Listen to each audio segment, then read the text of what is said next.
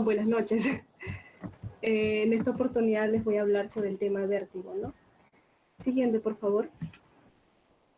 Bueno, primero hay que tener unos conceptos claros, por ejemplo, el concepto de mareo, que es un término muy inespecífico, que es muy utilizado por los pacientes, el cual nos va a describir pues diversas sensaciones, ya sea en la cabeza o la inestabilidad de la marcha, ¿no?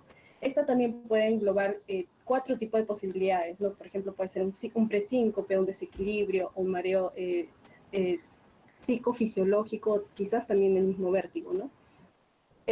Por otro lado, hay que hacer un tipo de análisis muy detallado que nos va a permitir diferenciar entre un tipo de desmayo o vértigo. Por ejemplo, vértigo lo vamos a definir como una sensación ilusoria o alucinatoria de un movimiento del cuerpo o del entorno, o sea, es como que gira alrededor de la persona todo, ¿no? Y el desvanecimiento va a ser el mareo seguido de alguna visión borrosa o de una oscilación postural junto a una sensación de calor o de eforesis, incluso náuseas. Estos síntomas van a ser básicamente quizás a un aporte de una insuficiente aporte de oxígeno o de sangre, o raras veces que no hay mucha glucosa que le llega al cerebro, se puede decir, ¿no? Siguiente, por favor. Bueno, el síndrome o el vértigo es un síndrome multietiológico que para orientar el diagnóstico hay que hacer una buena, vamos a decir, diferenciación básica entre vértigo fisiológico y vértigo patológico. El vértigo fisiológico viene a ser el mareo o una desigualdad entre lo que es los estímulos del sistema visual, propioceptivo, vestibular, por ejemplo, los vértigos a las alturas que muchas personas pueden tener, ¿no? Y por otro lado está el vértigo patológico, que pues es la lesión en el sistema nervioso central periférico central, que va a intervenir esto muchas veces en lo que es el control de la postura. Por otro lado, tenemos que por lo general entonces esto se va a deber a una alteración del sistema vestibular y las anomalías de este sistema visual o somatosensorial que también contribuyen al vértigo, ¿no? Y estos pueden acompañarse de náuseas, inestabilidad postural o la ataxia de la marcha, ¿no? Siguiente, por favor. Bueno, entonces la fisiopatología tenemos que los órganos terminales del sistema vestibular van a, o sea, los canales semicirculares y los órganos otolíticos van a detectar lo que son los movimientos tanto angulares como lineales. Entonces, la sensación de un giro, por ejemplo, nos va a indicar que hay un tipo de anomalía en lo que son los canales semicirculares o de las estructuras del sistema nervioso central que van a procesar estas señales de esos canales semicirculares, ¿no? Por otro lado, por ejemplo, una sensación ilusoria de flotar o de inclinarse puede indicarnos algún tipo de trastornos del sistema otolítico, ¿no? Entonces es muy importante el determinar que existe un tipo de laberinto vestibular tanto de derecho como izquierdo. Y el sistema va a recibir estas señales de ambos laberintos y los va a comparar entre sí. Entonces, cuando la cabeza está quieta, las aferencias, vamos a decir, vestibulares van a estar como que equilibradas. Y durante el movimiento, los laberintos, tanto derecho e izquierdo, van a estar o bien excitadas o bien inhibidas.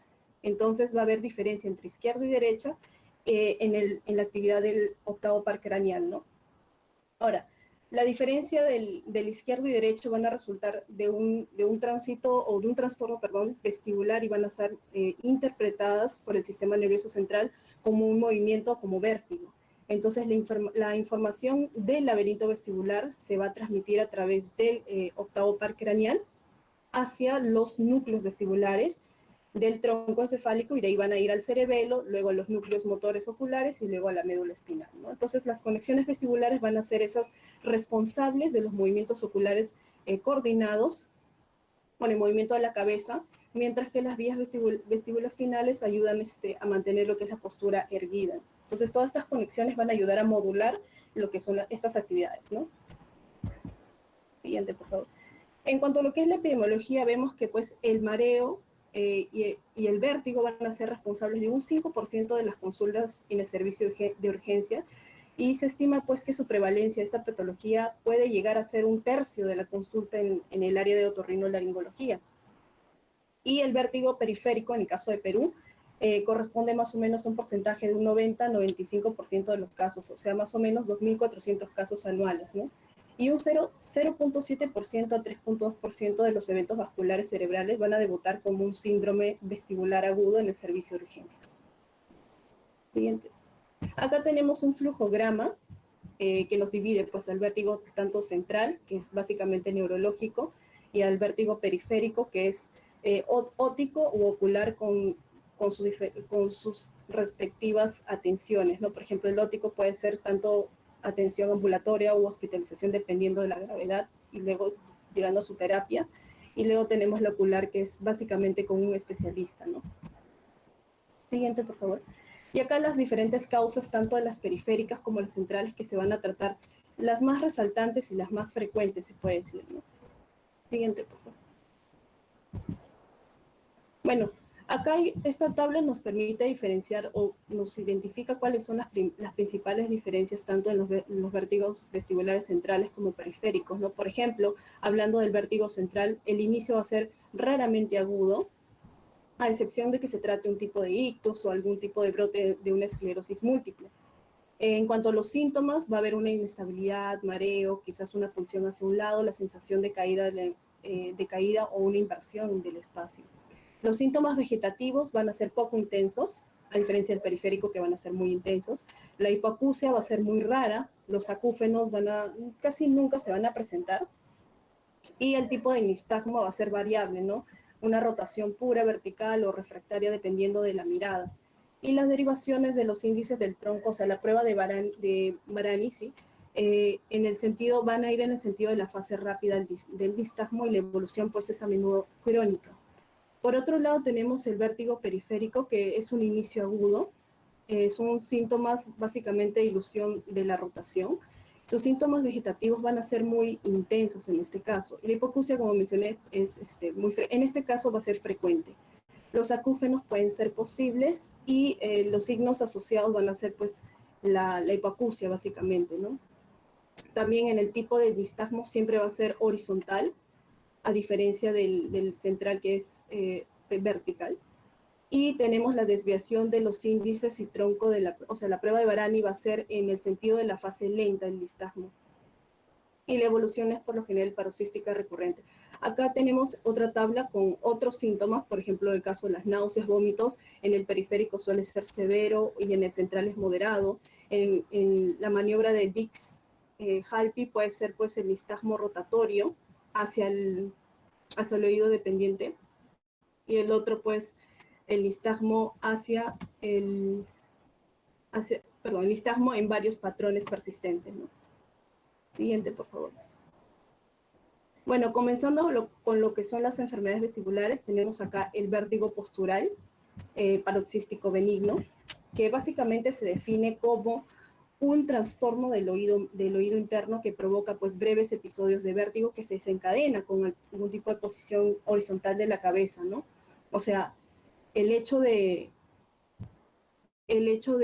girar la cama o inclinar la cabeza hacia atrás, ¿no? Para mirar hacia arriba. Bueno, es una causa muy común del vértigo periférico, siendo la causa más común en mujeres a partir de la cuarta o quinta década de la vida. Su fisiopatología básicamente se atribuye a esos arrestos de calcio que se acentúa básicamente dentro del canal semicircular posterior, y se les conoce como la canalitiasis o la cupulolitiasis, ¿no? En su etiología puede ser de causa idiopática o quizás por la vejez o posterior a un traumatismo cráneoencefálico. También puede ser causado por la neuritis vestibular o quizás una lesión en el oído interno. Sus síntomas básicamente son pues ataques de vértigo que van a durar entre 10 a 60 segundos, raras veces duran minutos y pueden detenerse con la actividad durante el tiempo, ¿no? Asimismo, se pueden asociar con náuseas y raras veces vómitos, y no presentan otros síntomas otológicos como la otalgia o la hipoacusia y el tinnitus, ¿no? El diagnóstico básicamente es clínico, que es el estándar de oro, y la exploración física también, pues evocando lo que es el nistagmo con la maniobra de Dix-Halpi, ¿no? Para el canal posterior, un roll test, ¿no? Para el lateral. Y también hay riesgos, anterior, por favor. Hay riesgos para lo que son los signos, o sea, hay factores de riesgos. por ejemplo, el que sea mujer o que tenga una depresión durante el último año, la hipertensión, dislipidemias, diabetes, una enfermedad coronaria, algún tipo de antecedente cerebrovascular, incluso el sobrepeso. Bueno, acá tenemos lo que es la maniobra de Dix-Hallpike, que es básicamente girar la cabeza a 45 grados, tanto al lado derecho como al lado izquierdo, y luego llevar al paciente a una posición supina y pues con la cabeza colgando, ¿no?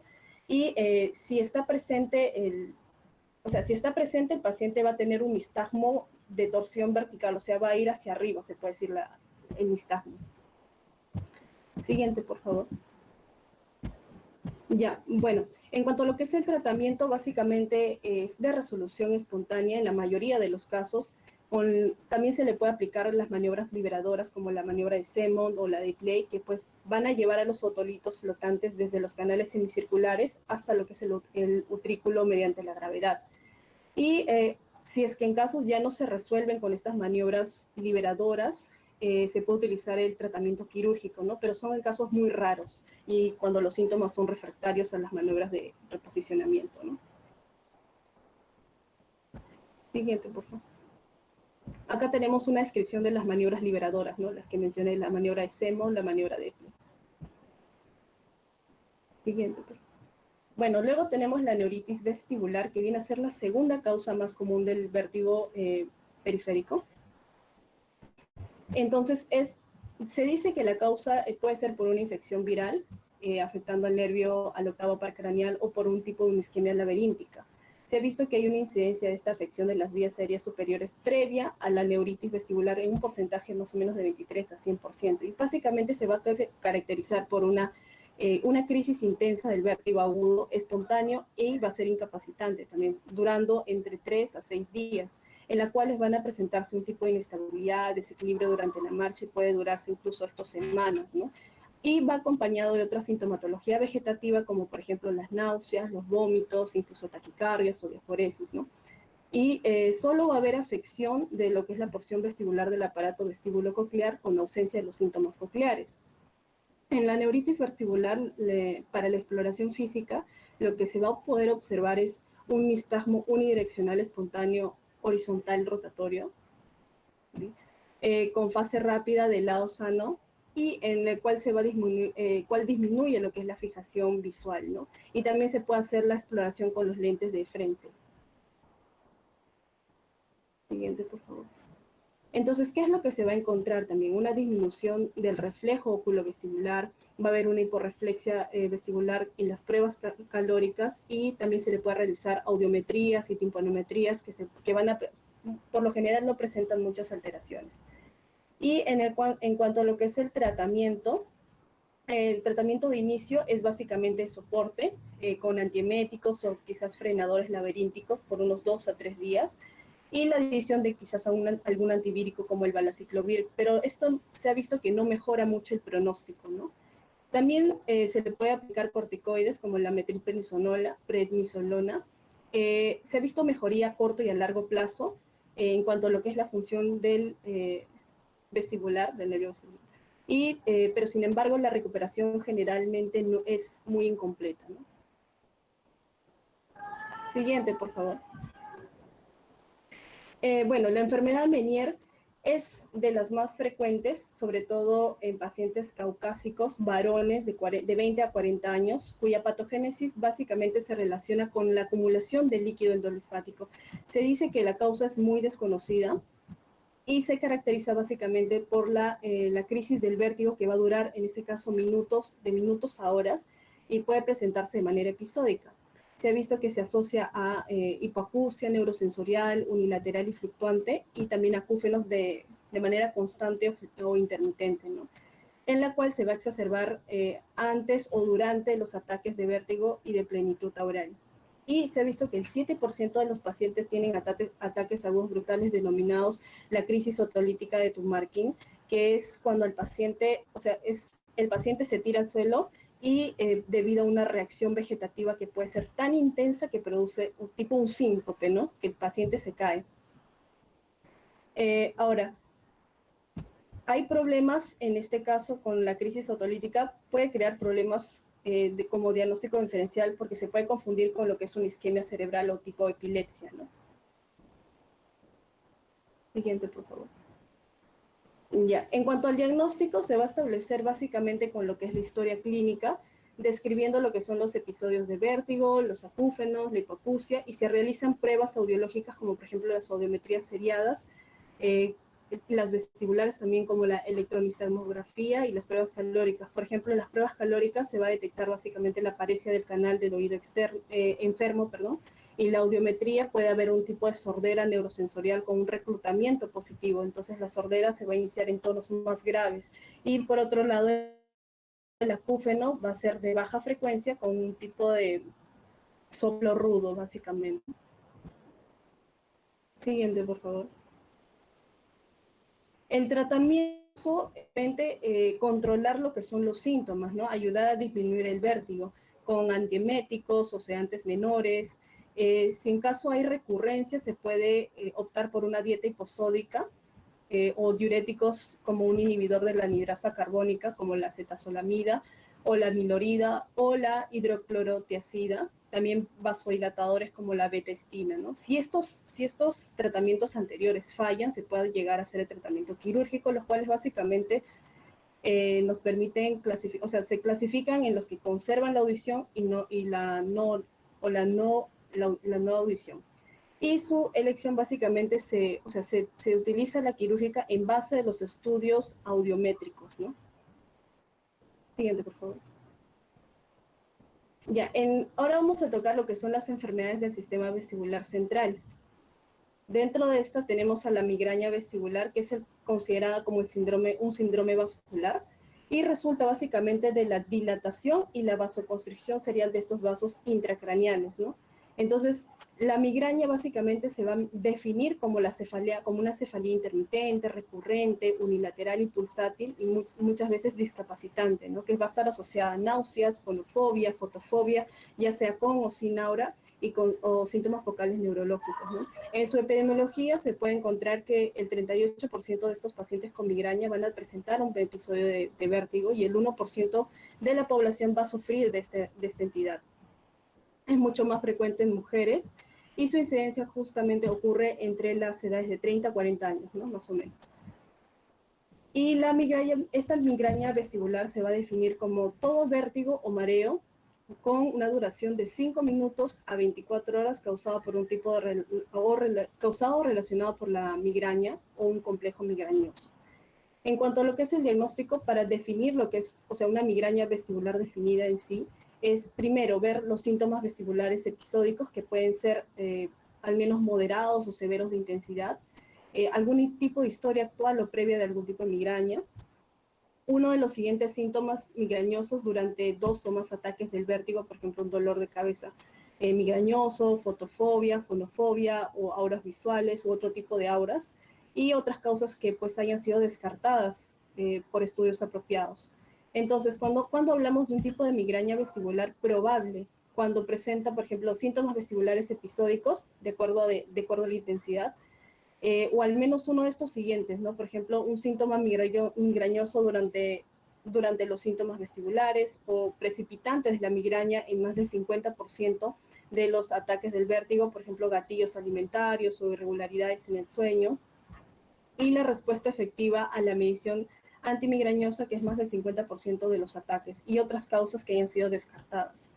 Entonces acá tenemos los síntomas de la migraña vestibular, se puede encontrar en mayor porcentaje, como se observa en la tabla, el vértigo rotacional, también puede haber intolerancia a los movimientos cefálicos o vértigo posicional, y los síntomas auditivos, por ejemplo, principalmente la fonofobia, los acúfenos, la hipoacusia o la hipoacusia fluctuante más una plenitud oral. En cuanto a lo que es el tratamiento, puede ser farmacológico como no farmacológico. En el no farmacológico básicamente está en el estilo de vida, cambios de estilo de vida, evitar el estrés, la deshidratación o el ayuno prolongado. También agentes gatillo como por ejemplo los chocolates, vinos o quesos, ¿no? Y se recomienda que el paciente descanse bien, duerma bien y bastante ejercicio. Por otro lado, tenemos el tratamiento farmacológico, que puede ser pues, el uso de dimelhidratos o la metoclopramida, o los analgésicos comunes como el naproxeno o el paracetamol, ¿no? Y también tratamiento profiláctico con las benzodiazepinas o bloqueadores de canales de calcio, los betabloqueadores o los inhibidores selectivos de la recaptura de la serotonina. Siguiente, por favor. Bueno, y acá también, dentro del tratamiento también están los rehabilitadores, ¿no? Mediante los ejercicios oculares o de la cabeza, o también del tronco y de las extremidades, que han demostrado esa eficiencia tanto en la recuperación del vértigo agudo como también de los síndromes crónicos. Lo ideal es que estos pacientes pueden hacerlo primero guiados por el médico y luego realizados en el domicilio, ¿no? Y acá están algunos ejercicios de estimulación vestibular. Siguiente, por favor. Entonces acá está un resumen de las características principales del vértigo, tanto periférico como central. Aparte de las mencionadas, tenemos las laberintitis, los ototóxicos, los neuroninomas, la fístula perilinfática o los traumatismos en la parte periférica. Y en los centrales, aparte del migrañoso, tenemos los accidentes isquémicos transitorios o los infartos, las hemorragias cerebelosas, incluso las esclerosis múltiples, ¿no? Este es un resumen de las principales características clínicas. Siguiente, por favor. Y acá tenemos un resumen de lo que es el tratamiento de vértigo con los antihistamínicos y sus dosis, las benzodiazepinas, también con se puede dar anticolinérgicos, el tratamiento fisioterapéutico con las maniobras de reposición, rehabilitación vestibular y entre otros, ¿no? Por ejemplo, en cuanto a lo que son los medicamentos, deben retirarse de manera progresiva y administrarse por no más de 2 semanas porque estos mecanismos pueden llegar a retrasar los mecanismos de autocompensación de las vías vestibulares. Por otro lado, tenemos que explicar al paciente que los vértigos periféricos son enfermedades benignas, ¿sí? En la mayoría de los casos de curación espontánea, pero pueden llegar a haber recaídas, ¿no? Aparte, se debe emplear adicionalmente lo que es un analgésico y para ello se recomienda el paracetamol. No se recomienda lo que son la aspirina ni el metamizol porque también figuran como tipo de medicamentos que producen vértigo, ¿no? Y finalmente los vértigos centrales, que pues hay que enviarlos básicamente al servicio especializado, ¿no? Siguiente, por favor. Y eso sería todo. Gracias. Muy bien, Yakira, muy bien. Y a ver, ¿alguien más de su grupo que pueda comentar? Ya. Basti Reyes, por favor. Sí, doctor. Un momento, por favor, voy a activar mi cámara.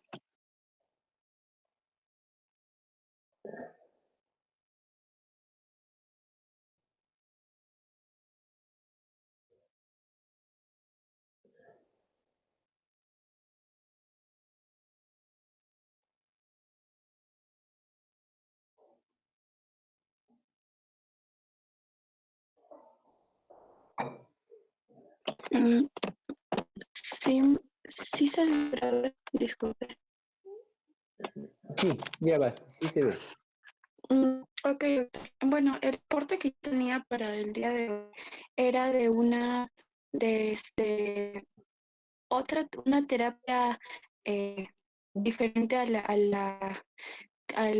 farmacológica y bueno, y la de la fisioterapia, ¿no? Que se tiene para el vértigo.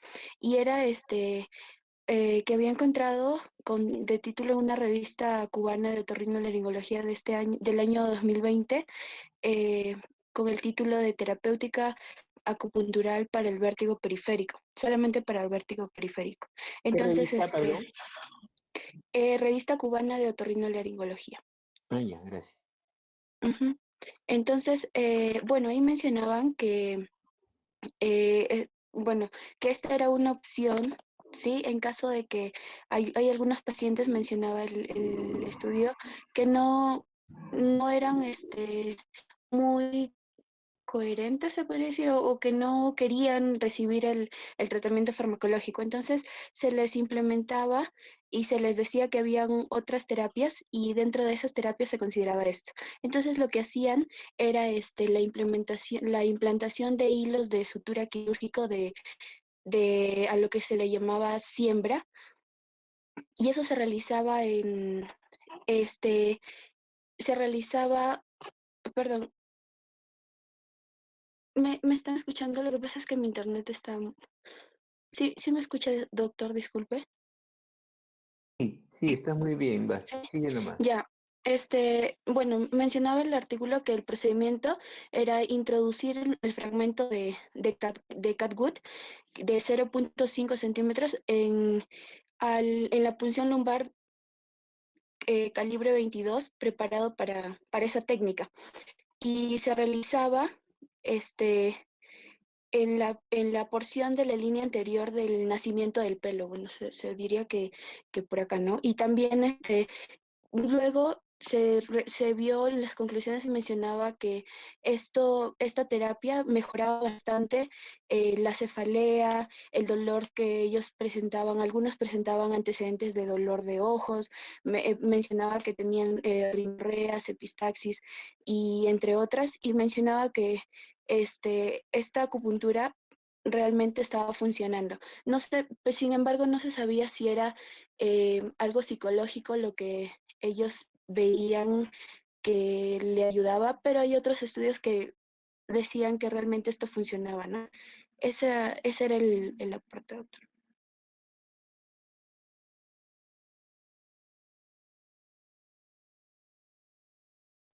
Gracias, Basti. Sí, realmente el vértigo tiene gran componente emocional, aunque un vértigo periférico normalmente es producto de un daño en la vía, pero, pero ¿cómo se llama? Sí, es una buena opción.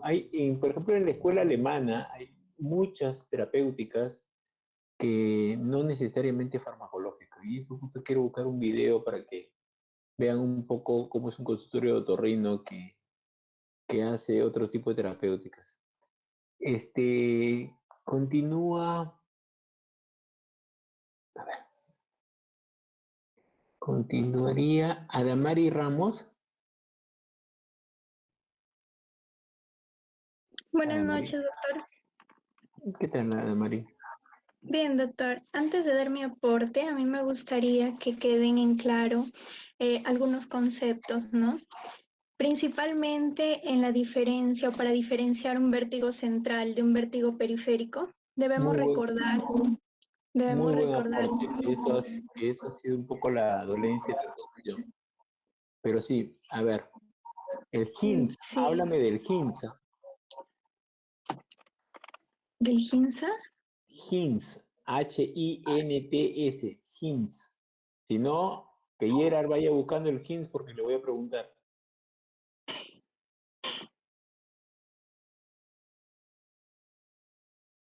Sigue, Damari, sigue. Ya, bueno, yo quería que recuerden, ¿no? Que, por ejemplo, si mi paciente llega con un vértigo periférico, lo más común es que su inicio sea agudo y que tenga hipoacusia. Entonces, si mi paciente además va a llegar con náuseas o con vómitos severos, y, o sea, tengo que pensar rápidamente que puede tratarse de un vértigo periférico, ¿no? Porque en el central es muy raro que sea agudo y también es muy raro que se presente hipoacusia. Entonces, también debemos recordar que el estándar de oro para el vértigo postural paroxístico benigno, que es la causa más frecuente de enfermedad del sistema vestibular periférico, es la maniobra de Dix-Hallpike, ¿no? Que consiste básicamente en girar la cabeza del paciente 45 grados hacia el lado izquierdo o derecho y luego llevarlo a una posición supina con la cabeza colgando para que de esta manera encontremos nistagmo vertical. Entonces, basándome en el vértigo postural paroxístico benigno, yo empecé a buscar algunos artículos y encontré uno titulado Protocolo de teleconsulta y teletratamiento para diagnosticar y manejar pacientes con vértigo posicional paroxístico benigno durante la pandemia por COVID-19. Entonces, esta fue publicada en la revista Cielo en marzo del presente año, del 2021. Me pareció muy interesante porque el objetivo era proponer un protocolo que nos sirva a nosotros los médicos para poder manejar a estos pacientes y brindarles algún consejo específico para su tratamiento. Entonces, el método que ellos utilizaron para el trabajo fue una revisión bibliográfica científica. Ellos incluyeron algunos lineamientos de academias especializadas y también hicieron reuniones, ¿no?, entre especialistas del campo vestibular para poder discutir. Entonces, los resultados que ellos tuvieron de todo este estudio es que la teleconsulta es muy importante y el paciente básicamente requiere un sistema digital doble, es decir, video y audio, que fácilmente puede ser por un celular, ¿no? Entonces, después de tener este sistema, solo se requiere un consentimiento informado para empezar el protocolo. Entonces, este va a consistir en una serie de pruebas, incluidas la de Dix-Hallpike, donde básicamente es por una videollamada, ¿no? Y ellos concluyeron que esta estrategia es muy razonable y factible porque nos ayuda en esta situación adversa para poder manejar los casos que no son malignos, ¿no? Y los beneficios van a superar a los costos.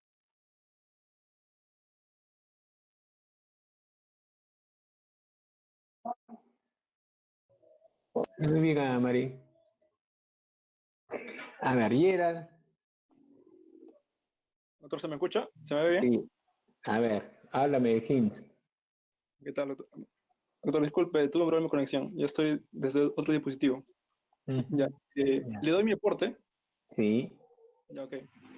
Ok, doctor, yo encontré que según el artículo titulado Vértigo posicional paroxítico benigno idiopático con recurrencia, vitamina D y calcemia, publicado en la revista FASO año 24, número 3, 2017, este artículo nos dice que se propuso los objetivos de analizar la distribución de pacientes con vértigo posicional paroxístico benigno idiopático con recurrencia y se utilizaron las variables de edad, sexo, valores de vitamina D total y calcemia. Entonces, aquí lo que se vio es determinar si la frecuencia de dichas variables, qué tanto se ve en dicha patología, ¿no?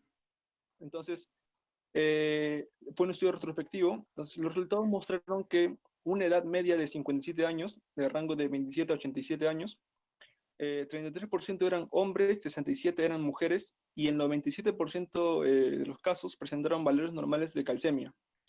Y acá es donde entra el hallazgo novedoso, digamos, ¿no? El 70% de los casos mostraron una hipovitaminosis D.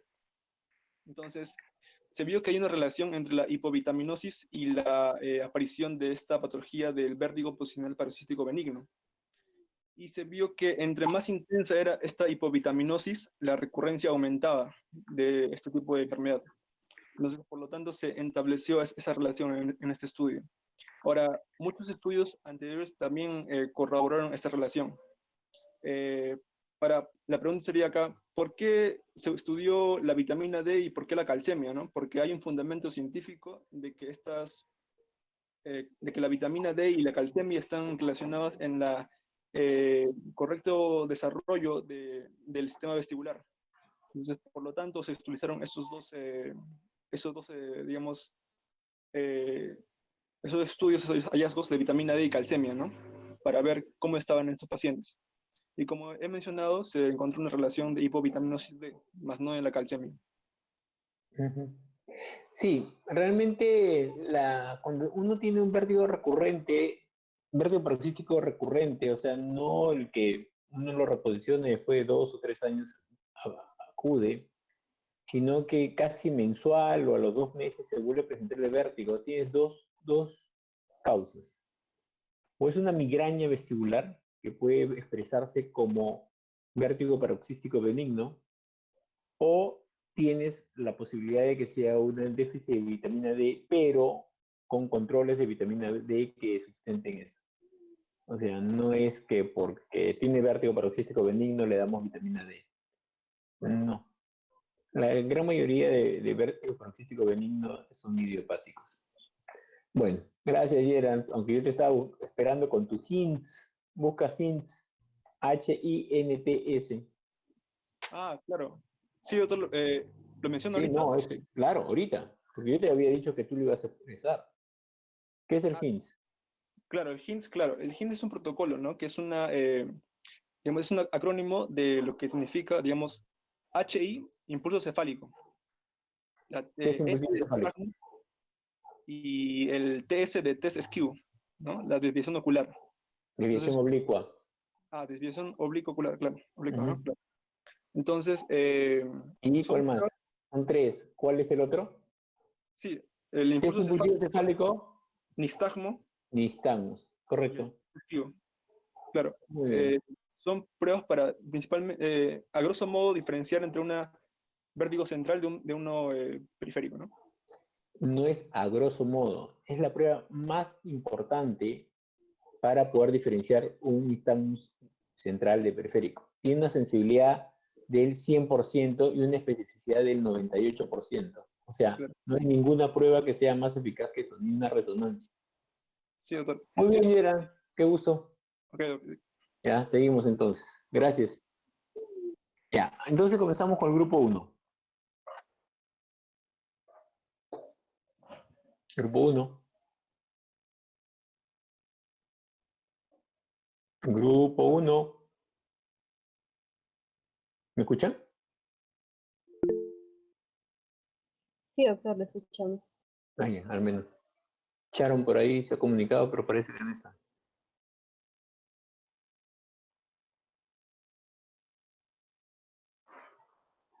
¿Qué pasa? A ver.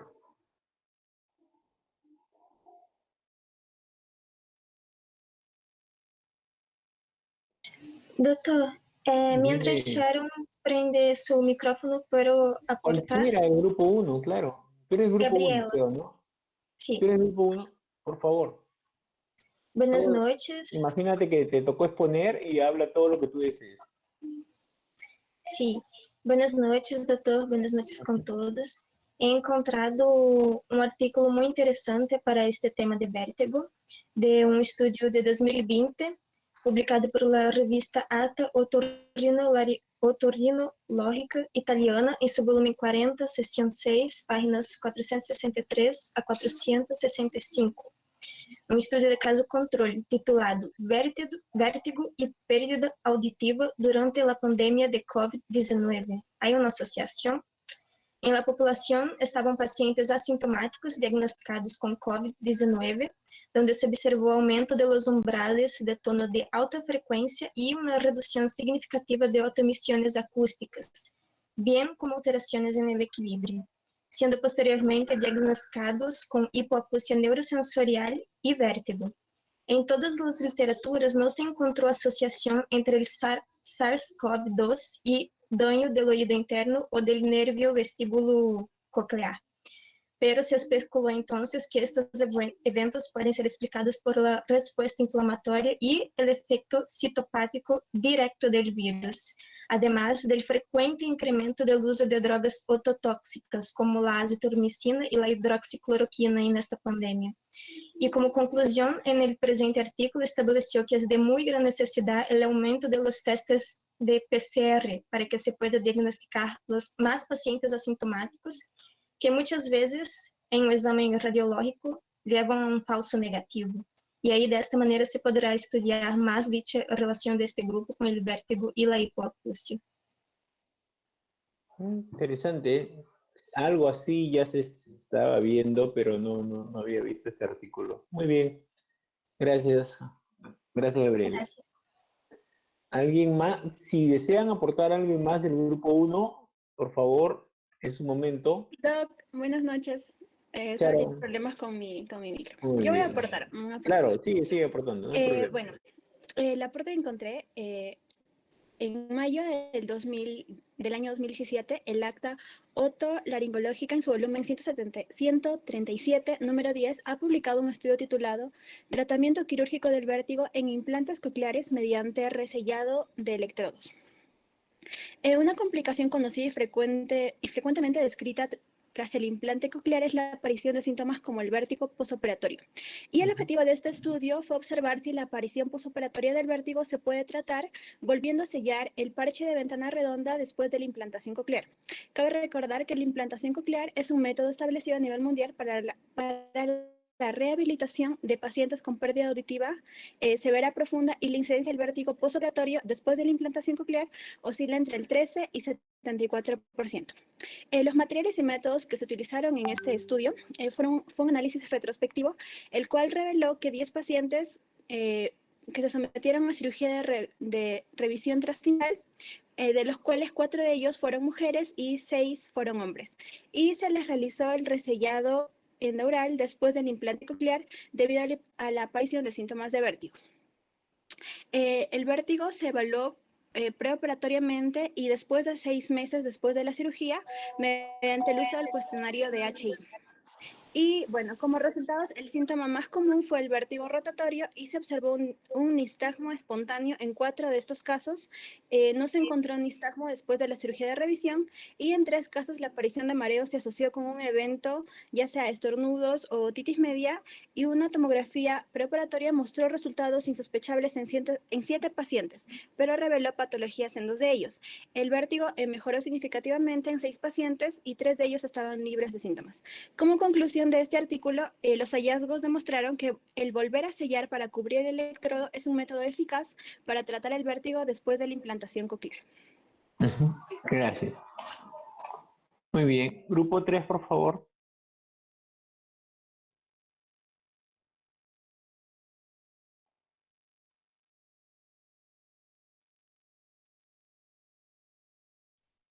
Doctor, El grupo 1 tiene 20, por favor. El grupo 3...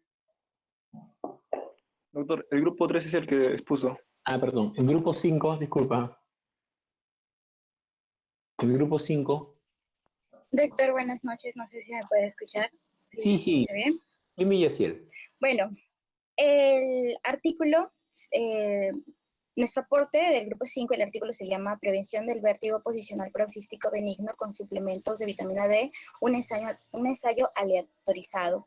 Este es un artículo que se realizó en Japón, fue publicado en la revista Neurology del año 2020, en septiembre. Y bueno, tenía como objetivo evaluar el efecto de la suplementación con vitamina D y calcio en la prevención de las recurrencias del vértigo posicional paroxístico benigno. Este fue un ensayo controlado, aleatorio, paralelo y multicéntrico. Hubo una investigación en 8 hospitales entre el año 2013 y el año 2017, en los cuales se dividió en 2 grupos estos pacientes. Eran los pacientes asignados para la intervención, ¿no? Que les iban a dar el suplemento de vitamina D y calcio, y aquellos solamente que se les iba a observar, nada más. Tenían estos pacientes en general un antecedente de haber tenido recurrencias del vértigo posicional paroxístico benigno, ¿no? Y de haber sido tratados con un tratamiento de reposicionamiento. Bueno, en el caso de los pacientes del grupo de intervención, ¿no? Estos les administraron 400 UI de vitamina D y 400 miligramos de bicarbonato de calcio 2 veces al día durante un año, cuando el nivel sérico de vitamina D era inferior a 20 nanogramos por mililitro.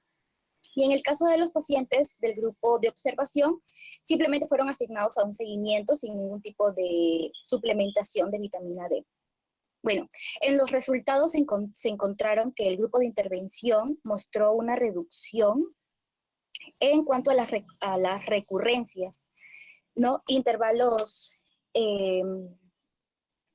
frente al 1.10 recurrencias por una persona por año, con una tasa de incidencia de 0.76 y una razón de tasa absoluta de menos 0.27 de análisis por intención de tratar. El número necesario a tratar fue de 3.7 y la proporción de pacientes con recurrencia fue menor en aquellos pacientes en los cuales habían sido administrados con suplemento de vitamina D y calcio que en el grupo de observación. Concluyendo así que se puede considerar la suplementación de vitamina D y calcio en pacientes con ataques frecuentes del vértigo paroxístico benigno, especialmente en aquellos cuando la vitamina D sérica es subnormal.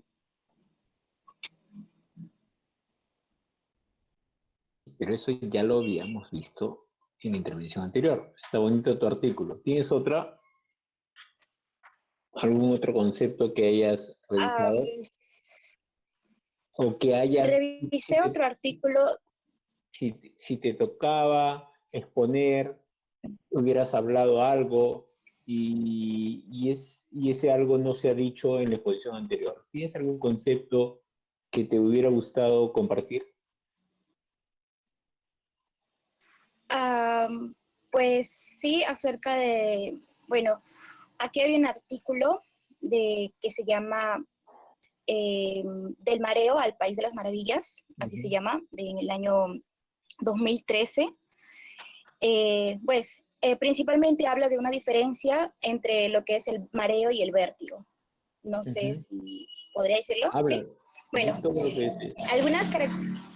algunas características diferenciales que dan en este artículo acerca del mareo y el vértigo es, por ejemplo, la sensación de desvanecimiento, que en el mareo y en el vértigo se encontrar. También la sensación de giro de objetos, en el mareo no lo vamos a presentar y en el vértigo sí. Y también las maniobras de provocación. El mareo, vamos a utilizar la valsalva, la hipotensión, vamos a encontrar vamos a utilizar la valsalva, vamos a encontrar la hipotensión ortostática y la hiperventilación. Y en el caso del vértigo, la rotación rápida en silla giratoria con suspensión rápida del movimiento y cambios posicionales de la cabeza van a generar el vértigo.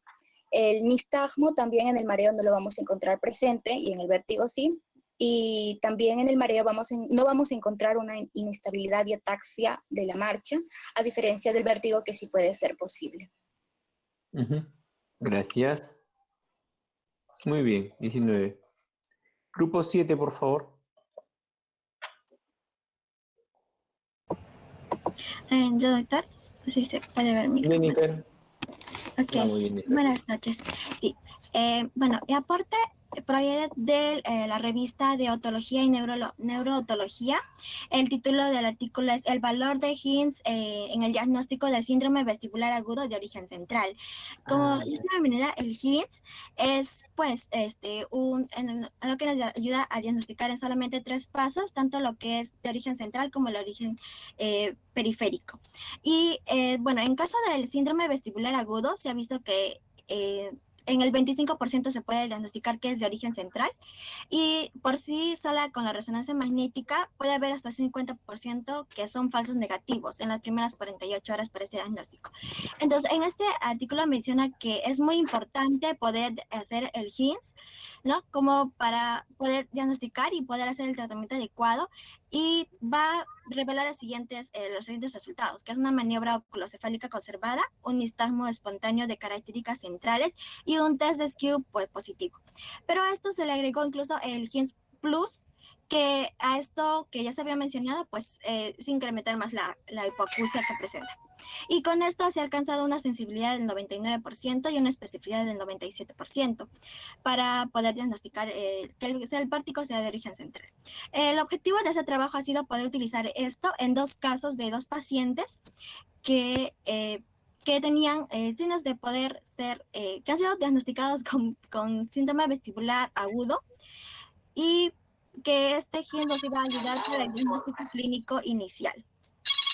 Se hizo este estudio retrospectivo donde se analizó 2 casos, como mencionó. El primer caso se realizó la anamnesis y daba características de un vértigo periférico, pero al realizar la resonancia magnética y junto con la clínica que se sospechaba que fuera de origen central, se hizo la resonancia y donde se reveló que había una lesión vascular puntiforme cerebelosa derecha y que luego progresa por parálisis facial. Entonces se diagnosticó que finalmente era de vértigo central. Y en el segundo caso, que era según solamente el Hinds, era de origen dudoso, donde no se evaluaba si era central o periférico, pero al realizar la resonancia se mostró que había una lesión ocupante compatible con secundarismo en el ángulo pontocerebroso derecho y que luego ya se realiza el tratamiento y termina con diagnóstico de origen de vértigo central.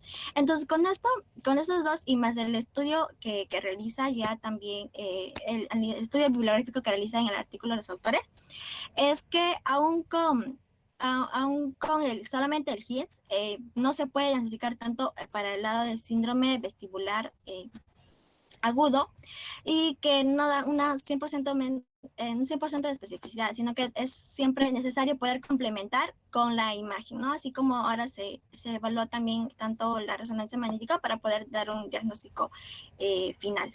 Eso era el aporte.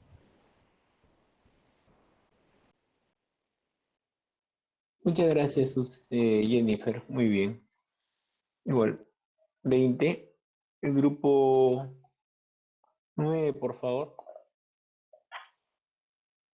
Sí, doctor. ¿Me pueden escuchar? Yusley, sí. Yulei, sí. Yusley, Sí. sí. Ajá. Quería mencionarles en este caso sobre dos artículos, uno que es de la revista Pediatric Neurology del 2003, con el título de Causas de mareos y vértigos en niños y adolescentes, y el otro que es de la revista International Journal of Pediatric Otorrinolaryngology del volumen 78, publicado en mayo del 2014. ¿Por qué es que estoy mencionando estos dos artículos? Debido a que tienen mucha relación. En la de causas de mareos y vértigos en niños, nos decía que la causa más frecuente de vértigos en niños son las migrañas, el vértigo paroxístico benigno de la infancia y las enfermedades de oído medio como la laringitis bacteriana o serosa intratemporal. En cambio, el otro artículo nos menciona que la primera causa es, el otro artículo es de un trabajo de revisión de estudio de casos clínicos, en la cual dice que la migraña no es el primero, sino que es el vértigo paroxístico benigno en un 18.7% y el vértigo asociado a migraña lo colocan en un segundo plano con casi parecido en un 17.6%. Algo que me llamó mucho... Un ratito, el vértigo paroxístico de la infancia, benigno de la infancia, no postural. Vértigo paroxístico benigno de la infancia es un equivalente migrañoso, o sea, se toma como parte del espectro migraña. Pero sigue. Está bien. Bueno, algo que también quería mencionar que me llamó mucho la atención de uno de los artículos es que nos dice que la edad depende mucho, la edad del niño va a depender mucho de lo que es el diagnóstico diferencial del vértigo. Nos decía que los niños, por ejemplo, menores de 5 años suelen tener otitis media complicada. Bueno, las causas de vértigo en niños menores de 5 años puede ser otitis media complicada, vértigo paroxístico benigno, o en raras ocasiones también puede ser por tortícolis paroxística de la infancia. En niños menores de 10 años, rara vez van a tener enfermedad de Meniere, esclerosis múltiple o vértigo posicional paroxístico benigno. También acá nos mencionaba un estudio que había separado a los niños en 3 grupos. Y la causa más común de los mareos en niños, por ejemplo, de edad preescolar y primaria, fue el vértigo paroxístico benigno, mientras que en los niños de 13 años o más fueron diagnosticados con mayor frecuencia con migraña vestibular. Ese es mi aporte. Doctor. Ya, pero un ratito para poder comentar la cuestión anterior. Bueno, en niños lo más importante siempre es pensar que el niño es reactivo A. O sea, reactivo A. Ese es muy importante. Es como cuando uno ve a un niño que se orina en la cama o un niño que tiene problemas de tartamudeo, o sea, reactivo A. O sea, su migraña reactiva A. Sí, o sea, justo... ya, sigue, Julie. Justo el artículo también mencionaba que normalmente suelen tener mareos es porque pueden llegar a tener hay una causa, ¿no? Hay una causa debido a alguna enfermedad, ellos están teniendo algún mareo. No siempre, pero también lo mencionaba. Por eso, siempre pensar en niños, como son tantas enfermedades virales que experimentan los niños, o sea, la proporción de enfermedades virales que experimenta un niño es diferente a la que tiene un adulto. Entonces, ahorita, por ejemplo, con el COVID, ¿no han visto los cuadros que está presentando por COVID de vértigo, por COVID de mialgia, por COVID de fatiga, por COVID, o sea, entonces, y no se presentan en el cuadro agudo, se presentan después. Entonces tenemos a un niño que le dices, le falta vitaminas, tiene un problema reumático. No, es reactivo a, es manifestación tardía de una enfermedad viral. O sea, ahora con el COVID, recién los infectólogos, los médicos internistas, están dándole importancia al síndrome post-COVID. Y piensan que el coronavirus antes no lo hacía, sino que no se daban cuenta, porque no investigaban sobre eso, ¿no? Entonces, por eso hay que tener mucha sensibilidad a buscar las enfermedades previas o a veces algunos antecedentes familiares de problemas de pareja que los niños no lo pueden interpretar y eso van a desencadenar la migraña. La migraña en sí o los síndromes asociados a migraña, como el vértigo paroxístico de la infancia, la migraña tiene una base genética, sí, pero tiene un desencadenante ambiental. Entonces, no es por cualquier cosa, es porque están pasando por un problema fuerte emocionalmente para el niño en la casa, que el niño se comienza a expresar la migraña que tenía como predisposición. Bueno, ese es un poco para que veas eso de vértigo y migraña en niños, vértigo en niños. Hay que ser muy, muy sensible para poder tratar de curar. O sea, los libros te dicen cómo tratar, pero no cómo curar. Y si tú sabes que eso es producto de enfermedades virales, producto de desbalances familiares, tú puedes curar.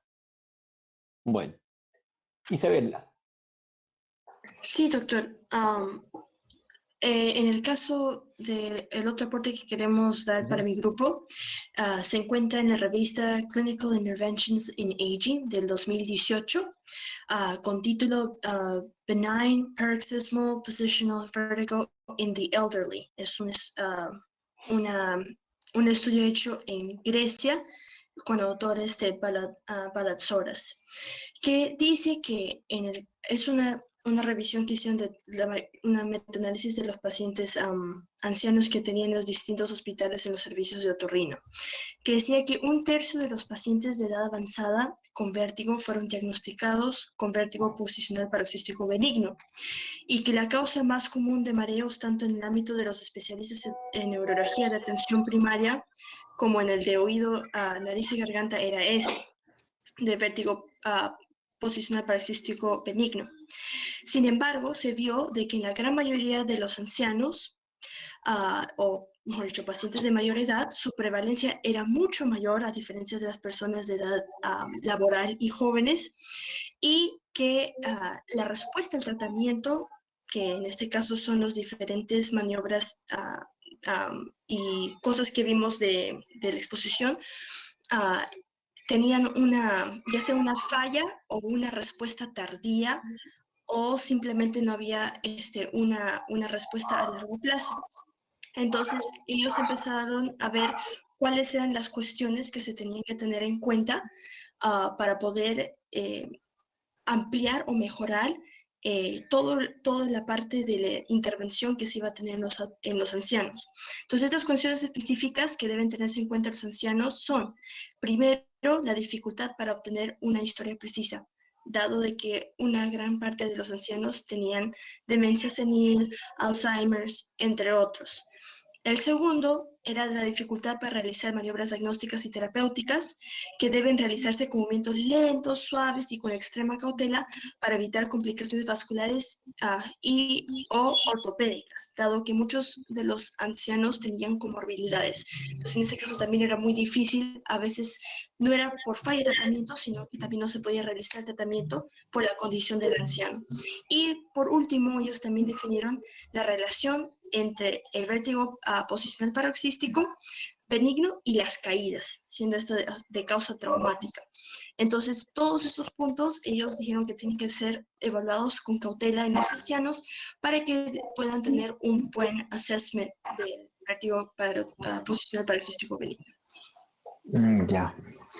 Bueno, con respecto a esos factores, sí es muy importante los factores de la historia, de cómo uno coge la historia de los pacientes, pero en general, para pensar en paroxístico benigno, siempre traten de buscarlo por el tiempo, ¿no? Vértigo de segundos, mareo de segundos, siempre de cajón, es tan frecuente que siempre tienen que buscar el vértigo paroxístico benigno. Segundo, con respecto a las maniobras o a las dificultades para poder examinar, para eso hay cantidad de maniobras, ¿no? Hay cantidad de maniobras que se pueden evaluar y dependiendo de cada riesgo o, por ejemplo, hay cifosis, hay escoliosis, hay inestabilidad de columna cervical. O sea, yo he reposicionado pacientes que tenían metástasis de cáncer de mama en columna, igualito de reposicioné. O sea, en parte es estabilizar bien el cuello y la cabeza y pensar siempre en ángulos, no en la posición exacta que dice el libro, sino en el ángulo que toma la cabeza con respecto a la gravedad para entender cómo es que se mueven las piedras. Ese es el segundo. Y el tercer aspecto es toda caída, todo vértigo paroxístico benigno por caída o por accidente automovilístico, la posibilidad de que sea multicanal es muy alta. Entonces, cuando ustedes reposicionan uno, viene a la siguiente cita peor el paciente. ¿Por qué? Porque ahora el otro está que fastidia. Entonces, no porque el paciente te diga que está peor, realmente está peor. Revisa lo que hiciste, del canal que hiciste y muy probablemente esté curado, sino que ahora tiene en otros canales. Y es importante decírselo, porque si no el paciente no va a comprender que lo que ha pagado, porque al menos mis tratamientos cuestan, lo que ha pagado y el paciente se siente igual o peor, pues dice, esta es una estafa, porque el vértigo me hubiera dado una bol, me hubiera dado microser, me hubiera dado alguna pastilla para mi vértigo y no me ha dado nada y para colmo me está haciendo que me sienta peor. Entonces, esa es una forma. Bueno, sí, interesante. Bueno, para el grupo 20, el número del grupo 9. Grupo 11, por favor. Gracias, doctor. Hola, buenas noches, doctor. Buenas noches, compañeros. ¿Qué tal, Samuel? Qué gusto. Buenas noches, sí. El artículo de donde sacamos el aporte titula Eficacia de los ejercicios de rehabilitación vestibular y de Brandarov en pacientes con vértigo posicional paroxístico benigno, publicado en la revista de Scientia Biomédica el año 2018 por Cruz Román, Chris Juliana. Básicamente este trabajo tenía como objetivo determinar la eficacia de los ejercicios de rehabilitación vestibular. Disculpen. No te preocupes, de todo no pasa. Tenía el objetivo de determinar la eficacia de los ejercicios de rehabilitación vestibular y la de Brandarov en pacientes con vértigo posicional paroxístico benigno en el Hospital de Florencia de Mora. Y bueno, se realizó un estudio de investigación. ¿De qué año, perdón, es? 2018. 2018, correcto. Sí. Bueno, se realizó una investigación observacional correlacional cuasi experimental con una población de 46 pacientes, encontrando que la eficacia de los ejercicios de Brandarov fue superior en relación a los ejercicios de rehabilitación vestibular. Y en uno de los cuadros que ellos presentan, hacen una especie de comparación de tiempo en tiempo. Por ejemplo, a los primeros 13 días, ellos no encuentran ninguna diferencia entre ambos tipos de rehabilitación, pero ya a las 2 semanas, aquellos pacientes de todos los pacientes que realizaron rehabilitación vestibular, solamente 6 se mejoraron, mientras que aquellos que utilizaron la rehabilitación por Brandarov o los ejercicios de Brandarov fueron 10. Y al mes, aquellos pacientes que utilizaron la rehabilitación vestibular. ¿Rehabilitación vestibular con qué diagnóstico? ¿Vértigo paroxístico benigno? Sí. ¿De qué canales? Bueno, en este caso solamente el artículo no especificaba esa parte, Solamente Los si canales, solamente posterior, asumo. Sí, me imagino que sí, doctor, porque no especificaba esa parte del... Porque Sí. porque estás hablando de reposición, o sea, estás comparando Brandarov con quién, Con rehabilitación vestibular. con rehabilitación vestibular, Sí. sino que para un vértigo paroxístico benigno no se hace rehabilitación vestibular, literalmente, o sea, se reposiciona. O sea, como concepto, ¿no? O sea, como concepto ¿cuál es el tratamiento? Porque ¿cuál es el tratamiento de un vértigo paroxístico benigno? A ver, Samuel, ¿cuál es el tratamiento de un vértigo paroxístico benigno? Wow. Claro, si tú estás hablando de eso, mínimo tienes que saber algo de eso. Bueno, en este artículo mencionaba que los pacientes utilizaron estos dos Nada, esa es la metodología de ese estudio. Pero ¿cuál es el tratamiento? ¿Cómo decirte? ¿Cuál es el tratamiento de una faringitis estreptocócica? Una penicilina, un antibiótico. ¿Por qué? Porque es estreptocócica, no es viral. ¿Me dejo entender? Ya. ¿Cuál es el tratamiento de un vértigo paroxístico benigno? Chispas. A ver. Chispas. Has metido en un aprieto a tu grupo. Porque si me buscas un tema y quieres sustentarlo, tienes que saber cuál es lo normal. ¿Qué es lo normal de un vértigo paroxístico benigno? ¿Qué se hace? Se hace una maniobra de reposición. O sea, una reposición canalicular. Ese es el tratamiento de un vértigo paroxístico benigno. Ahora, ¿cuándo se hace rehabilitación? O sea, un vértigo paroxístico benigno no se rehabilita, literal, no se rehabilita, salvo cuando tú has hecho ya, pues, 12 maniobras y el paciente no avanza y le ha descartado otras patologías centrales, como un vértigo paroxístico central. Pero en esos pacientes que no responden a maniobra de reposición, esos pacientes sí pueden pasar a lo que es rehabilitación. Ahora, la rehabilitación apropiada es la rehabilitación específica. ¿Específica de qué? Del movimiento que genera eso. Ahora, asumiendo de que son otólogos y que esto, asumo que tu tratamiento es una maniobra específica de rehabilitación contra una maniobra inespecífica de rehabilitación, que es la de Brandarov. La maniobra de Brandarov es una maniobra inespecífica, solamente se utiliza actualmente cuando no puedes llegar a un médico que sepa reposicionar o cuando el médico que sabe reposicionar pues no ha hecho 12 maniobras y no logra resolver el problema. Entonces, para desensibilizar, para utilizar la fatiga, comienza a indicarle maniobras de Brandarov. Pero tu artículo que compare rehabilitación vestibular con Brandarov, estamos hablando de rehabilitación. O sea, primero que ese grupo es extremadamente raro y estás diciendo que unas maniobras específicas rindieron menos que el Brandarov, va en contra de toda lógica. Difícil de creer tu artículo. Yo cuestionaría la fuente. Honestamente, o sea, puede ser que sea cierto, pero va contra toda la lógica de lo que es la rehabilitación en vértigo paroxístico benigno. O sea, en vértigo paroxístico benigno no te quedes con la idea de que el tratamiento es rehabilitación. No se rehabilita, se reposiciona. Porque si así te quedas, yo te pongo en tu examen eso y te voy a jalar, ¿no? Bueno, ahí no me queda tu participación. Disculpen que te haya cortado, pero de verdad que estabas hablando de una piedra y por el bien de todo el salón no puedo hacer quedar ese concepto 12. Ok, doctor. Bueno,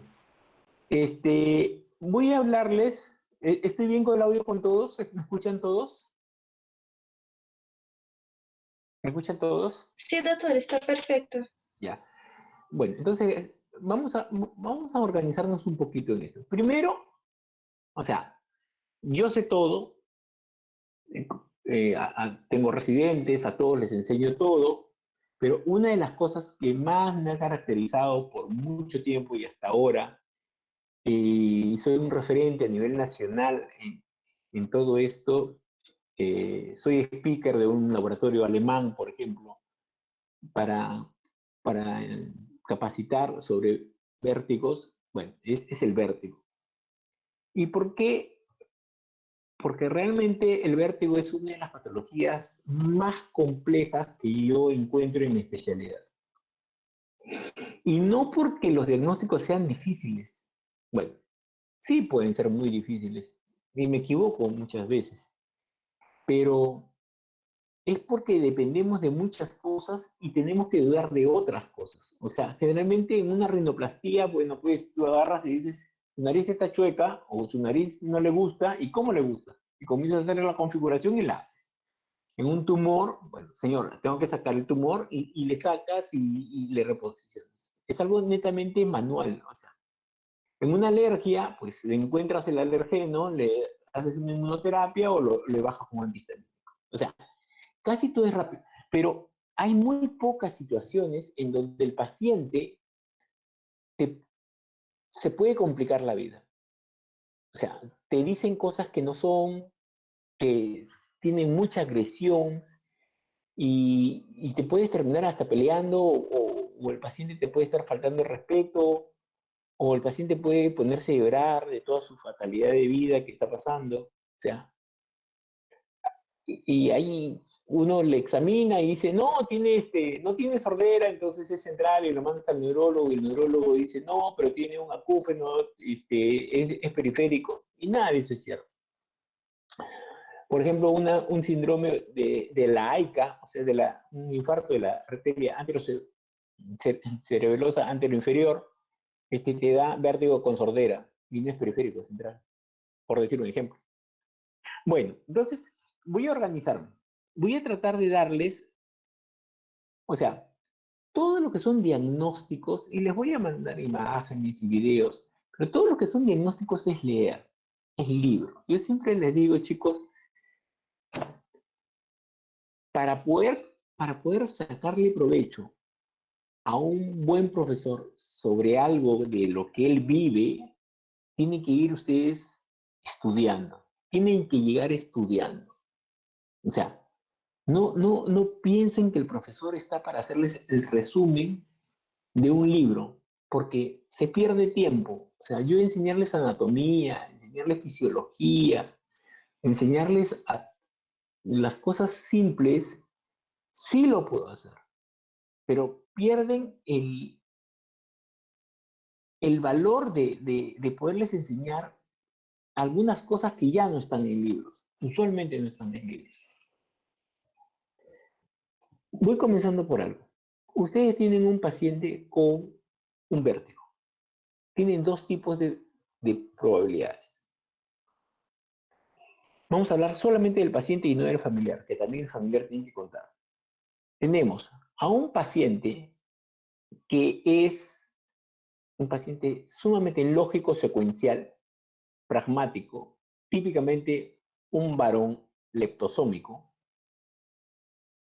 tipo un inglés, y tienes a un paciente, mujer, emocional, ¿no? ¿No? O sea, una italiana, por ejemplo. O sea, sumamente emocional. Entonces, ¿por qué hago esa similitud? Porque hay pacientes que te dicen, doctor, hace 2 semanas yo me había acostado como a las 10, y es a las 3 de la mañana, suena mi despertador, y es en el momento que quiero apagarlo, en donde me volteo hacia este lado, porque yo duermo para ese lado, yo me volteo para ese lado, y comienzo a sentir una sensación giratoria de aproximadamente 1 minuto, pero realmente largo, 1 minuto, y yo me quedo quieto hasta que paró, porque por suerte a medio minuto ya comenzó a bajar. Pero es cuando me vuelvo a incorporar, doctor, que siento la misma sensación y me dio náuseas. Entonces, yo por no asustar a mi esposa, me paro, pero noto que cada vez que bajo la cabeza me vuelve a dar esa sensación giratoria, ya no tan fuerte. Y así me he estado repitiendo, y todas las mañanas, en mayor o menor medida, lindo, pues, ¿por qué? Porque ese es del libro, es un vértigo paroxístico benigno. Vamos a hacer la misma enfermedad, la misma situación en una persona que tiene mucho componente emocional. Doctor, por favor, tiene que ayudarme. Mi vida es un infierno. Tal doctor me ha atendido, el otro doctor me ha atendido, el neurólogo me dice que soy ansiosa, que he tomado esta pastilla, he venido a esta emergencia. Señora, por favor, ¿me puede decir cómo comenzó? Bueno, comenzó hace mucho tiempo, yo no sé, pero me siento mal. Yo siempre he estado mal, pero ahora... ¿Me entienden? Tanto así que dicen los libros que una persona que no te puede dar ningún dato, en 5 minutos literalmente, no le vas a sacar dato. No le vas a sacar dato. Entonces no quieras corregirla porque lo único que vas a crear en esa persona es que se moleste contigo. Y literalmente sea hasta ofensiva o agresiva frente a ti. Tal vez ese día no avances nada en el diagnóstico de la enfermedad. Con mucha experiencia uno puede cuadrarla y pararse. Pero es bien difícil que una persona joven, que no tiene tanta asidero, que no tiene tanta fama de que le puede resolver, le pueda cuadrar. Es mejor dejarla que se desahogue un rato y después, pero ¿como cuánto tiempo duran las crisis? Uy, doctor, es un martirio, bastante, doctor, yo no sé, hasta náuseas, he vomitado. No se puede sacar datos. Eso es muy importante. El mejor guacho que le puedo decir en anamnesis es: hay pacientes que no le vas a poder sacar datos, al menos de inicio. Entonces, ¿qué es lo que ustedes comienzan a buscar en una anamnesis? Primero, si es provocado con un viaje en avión, que puede ser una fístula, una caída, también puede ser una fractura, una fístula, o una infección, un colesteatoma, puede ser una fístula laberíntica, una caída de moto, puede ser una fístula o puede ser un vértigo paroxístico benigno, ¿no? O cuando me siento, cuando pujo, ¿no? Son desencadenados. Un barotrauma, cuando estuvo sumergiéndose, por ejemplo, un buzo, ¿no? O en un descenso de avión, barotraumas. Entonces, primero buscar si hay algo desencadenado. Segundo es que a veces te cuentan el último momento, pero no te cuentan desde el comienzo.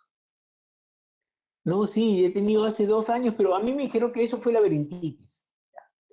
Laberintitis como concepto, tienen que entender que no es un término que está bien utilizado. Laberintitis le dicen a todo vértigo que piensas que es periférico. Y laberintitis per se es vértigo con sordera neurosensorial discapacitante mínimo por 2 semanas. Esa es la laberintitis, que puede ser infecciosa, como una otitis media aguda que infecta el laberinto, puede ser traumática por una fractura temporal, puede ser el mismo Menier, es un tipo de laberintitis, la hipoacusia con vértigo. Entonces, ese es un punto importante. Ahora, cuando tenemos mareos, personas ancianas sobre todo, siempre preguntar de con quién le da esas crisis. ¿Alguna vez le ha dado con su hija? Sí, señorita, ¿usted le ha visto la crisis? Bueno, sí, me dice que está mareada. Y cuando le dice que está mareada, ¿cómo está su vista? ¿A qué se refiere? ¿Está como dura, como ida? Sí. Son síndromes convulsivos. Son pequeñas convulsiones que está teniendo esa persona, que la persona lo refiere como mareo y no es un mareo.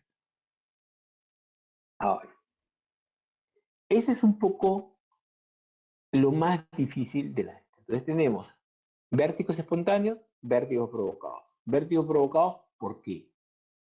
Ahora, ¿son recurrentes? Sí, doctor, hace 10 años nos dio algo así parecido, ahora nos ha vuelto a dar. Recurrente. Por ejemplo, en Menier, ¿cómo va? Zumbido, sordera neurosensorial y vértigo. Entonces, comienza con un zumbido grave. Sí, hay presión en el oído o plenitud, le llaman. Presión en el oído y sordera. Y al poco rato, vértigo. Vértigo que no tiene sentido. Perfecto. Ese es Menier. Pero el Menier no se diagnostica en la primera crisis. Punto como para ponerles en un examen de admisión. En un examen de... Nunca el Menier es la primera crisis. El Menier es recurrente, por lo tanto, mínimo ha tenido una crisis antes. O sea, el Menier se diagnostica en la segunda crisis, no en la primera. La primera crisis es una sordera súbita con vértigo. Así se diagnostica. Ese es el diagnóstico de la primera crisis de Menier. Pero si tiene una sordera súbita con vértigo y después de unos meses o años vuelve a tener otra sordera súbita con vértigo de ese mismo oído, discúlpame, ese es un Menier. Ya. Otro concepto que al grupo que expuso bastante, pero no recalcó una cosa. En la neuritis vestibular, bueno, el grupo que expuso le voy a poner 19 por este error. En la neuritis vestibular es muy importante entender que nunca tiene componente auditivo. O sea, una neuritis vestibular es vértigo rotatorio, periférico, con nistagmus dirigido al oído sano, con su componente, o sea, es un horizonte rotatorio que es horizontal, o sea, es hacia arriba, ¿no? No es hacia abajo, es hacia arriba siempre, en el sentido opuesto. Es muy importante, pero que no tenga sordera, que no tenga sonido. Dice, a veces no puede tener componente auditivo. No, no es que a veces. No tiene. Ahora, voy a poner la excepción, que esa no la van a diagnosticar ustedes porque es extremadamente raro. Es el vértigo, la neuritis vestibular del nervio vestibular inferior. Rarísimo porque eso se diagnostica con BEMS. Es una prueba que así nomás no están al alcance. Pero lo que dicen todos los libros, lo que todos deben de saber, es la neuritis vestibular del nervio vestibular superior, que es muchísimo más frecuente. Y esa es un nistagmus horizonte rotatorio, ¿no? Con componente hacia arriba, superior, pero sin componente auditivo. Sin componente auditivo. Bueno, el vértigo paroxístico benigno, el más frecuente, es el posterior. Después sigue el lateral y después sigue el anterior.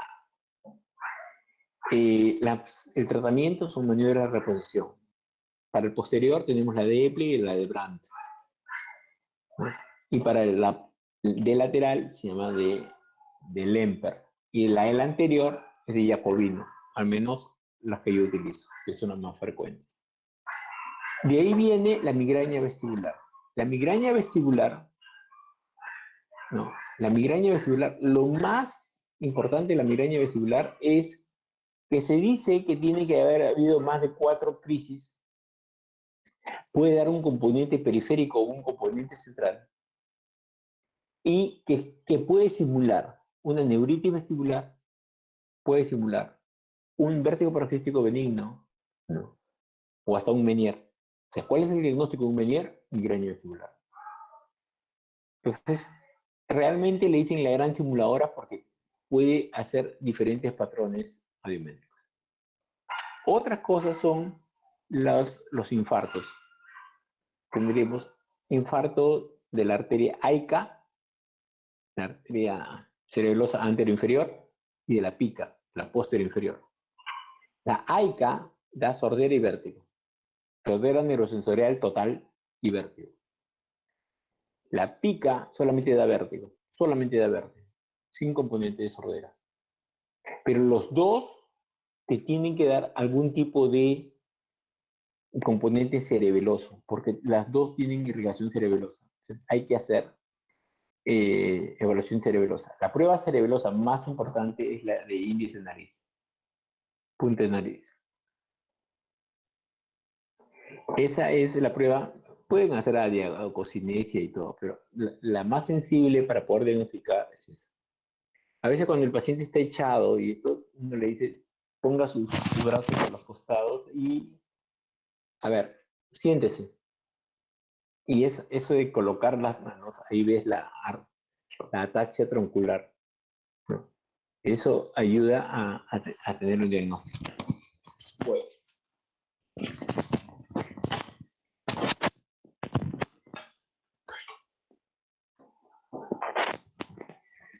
Tengo media hora, voy a aprovechar un poquito en mostrarles unos videos que les tengo.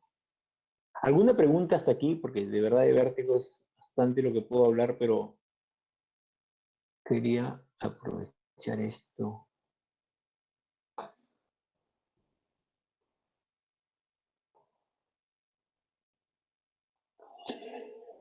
Ya, primero vamos a ver una evaluación de... Este es el HINS. ¿Lo ven? Contéstenme, por favor. ¿Lo ven? Sí, Doc. Sí, doctor.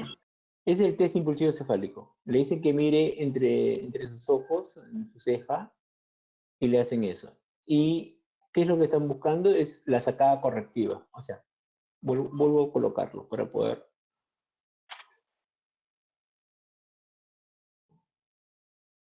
Es un movimiento rápido que si tuviera una afectación del BOR, el reflejo vestíbulo ocular, el reflejo vestíbulo ocular quiere decir el ojo que mira al punto que le ha dicho aquí en la frente del doctor, a esa velocidad, ¿no? Que es lo más rápido que puedes mover la mano, que es 4000 Hz, y a una rotación de unos 20 grados máximo, los dos ojos mirando al mismo punto, imaginándose que tiene buena visión la persona, no debería de verse movimiento de los ojos, porque el reflejo es perfecto. Su retardo es de menos de 0.07 milisegundos. Entonces es perfecto. Mira, vamos a seguirlo viendo. ¿Ves? Mírenlo. Ese es el HINS. Hay HINS ese es para el canal lateral. Hay HINS para canales superiores. Sí, también, pero este es el más conocido. Ahora, este es el shaking test. Se hacen 20 rotaciones y se le abre los ojos mirando a un punto en su frente de ustedes, y si hace un nistagmus más de 3 batidas, es patológico. Yo normalmente le hago mucho más rápido. Ese para poder evidenciar nistagmus que no se noten. Estas gafas son gafas de Frenzel, aunque es una variante que ha dado el doctor ahí. Es para también quitarle fijación a la mirada, y el nistagmus de origen vestibular se pronuncia. Índice nariz, prueba cerebelosa.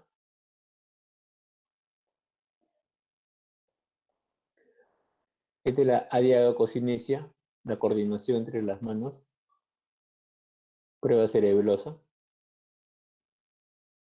Y este es seguimiento ocular lento, en las cuatro direcciones.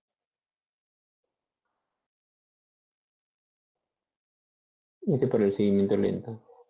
Vertical. Si hay una afectación en este movimiento vertical de los ojos, sobre todo son varones de unos 50, 60 años, hay que descartar lo que es la casi patognomónico de la enfermedad,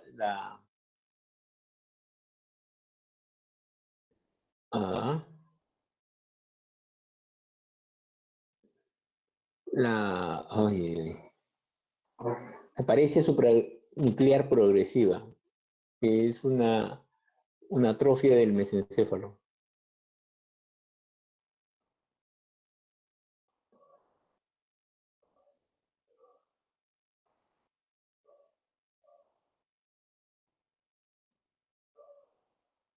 Ese es para ver la desviación oblicua. Le tapan un ojo, le dicen que mire la punta de su nariz y le tapan un ojo, y si hay algún tipo de movimiento corrector del ojo que se le destapa, ese es el cóvertex alternado. Y ahorita está haciendo evaluación de movimientos sacádicos de los ojos. Cuando, sin mover la cabeza, tiene que mover de un lado a otro los ojos, ese movimiento sacádico. Eso se evalúa para cerebelo principalmente. Y también hay otros núcleos en protuberancia. Recuerden que toda alteración de los ojos en el eje vertical es mesencéfalo y toda alteración de los ojos en el eje horizontal es protuberancia.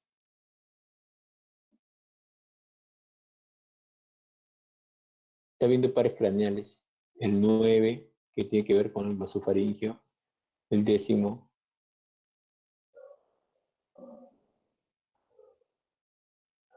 Ahí está revisando el espinal. 11, 12.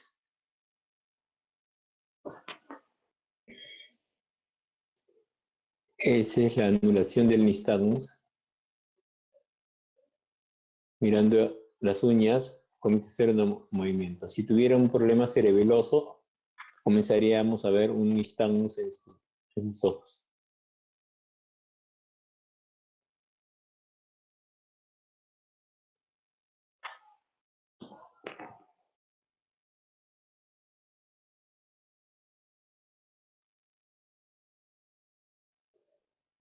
Ahorita va a ser las pruebas posicionales. Ahorita se lo suspendemos porque ya es lo último que falta. Y para pruebas posicionales vamos a ver esto.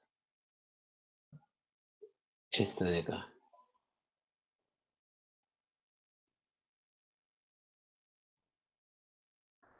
Lo bueno de este video es que acá vamos a ver las pruebas posturales, 45 grados de la cabeza. Vamos a repetir un poquito. La prueba diagnóstica es de Dick Holpike, no Halpique. Holpike. Se rota en 45 grados la cabeza. Normalmente lo puedes hacer al borde, pero acá le están poniendo una almohada. Y la cabeza cae en unos 30 grados aproximadamente. 30 grados de caída de cabeza acá, de la horizontal. Y ahí se espera que tenga un nistagmus. En la otra se va a mover igual 45 grados por el otro lado y en 30 grados. Y ahí se va a ver un nistagmus. Siempre va a ser por arriba. Pero generalmente va a ser esto rotacional. De 30 segundos aproximadamente de duración. Vamos a ver ahora el canal semicircular posterior. Para el tratamiento del circular posterior tenemos el Epley y el Semon. Vamos a hablar del Epley. Entonces ya sabíamos que tenía un nistagmus y vamos a ver cómo caen los canalículos. O sea, acuérdense. Te voy a parar esto.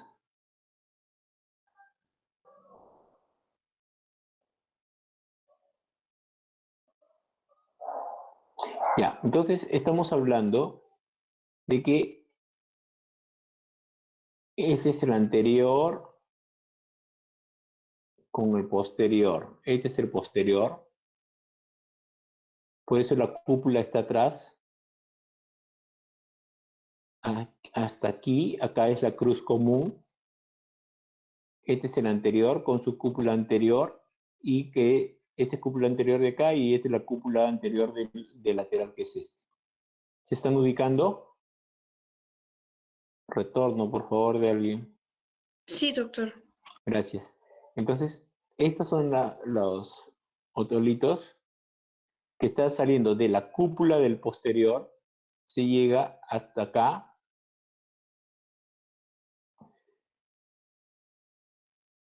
En su parte más declive,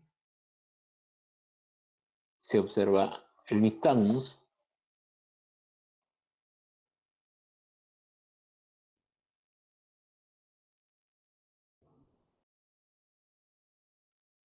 Y ahí la segunda maniobra es 90 grados, estar mirando para acá, mueve acá. Y lo que hace este de 90 grados es cambiar la orientación, pero no la posición. ¿No? Y de ahí todo el cuerpo otra vez en 90 grados para que esté ya en eje perpendicular a la. Y en esa tercera posición entra la cruz común. Ahora, si en la tercera posición, en donde ya está mirando al piso, hace un nistagmus o siente un vértigo, la probabilidad de que esté curada es altísima. También puede estar curado sin. Y cuando ya se sienta, ya llega al utrículo.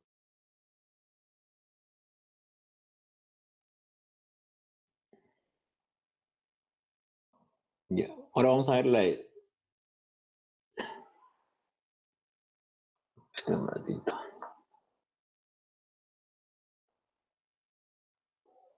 Ahorita vamos a hacer la de Brandarov. De estar echada, la llevan hasta el otro lado, siempre con el mismo ángulo de la cabeza para que llegue al otro lado.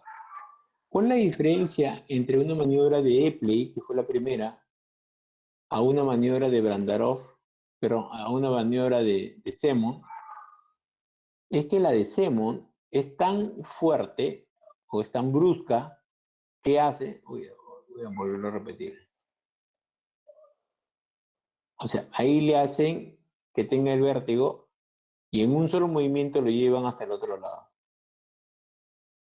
Este es un movimiento brusco y eso, o sea, la cúpula-litiasis, o sea, las piedras que están pegadas a la cúpula, en la ampolla del canal posterior, se resuelve. Esta es la cúpula, acá está la cúpula, acá está la cúpula del canal posterior, porque esta es la cruz común, esta de acá es la cruz común. Entonces, una cúpula-litiasis se resuelve con Brandarov, pero con Semon. Y una canalolitiasis, o sea, cuando las piedras están sueltas en el canal, se resuelve con Epley. A la duda, Semon lo puede resolver los dos. Canalolitiasis y cúpula-litiasis. Mientras que una Epley no produce una seguridad en eso.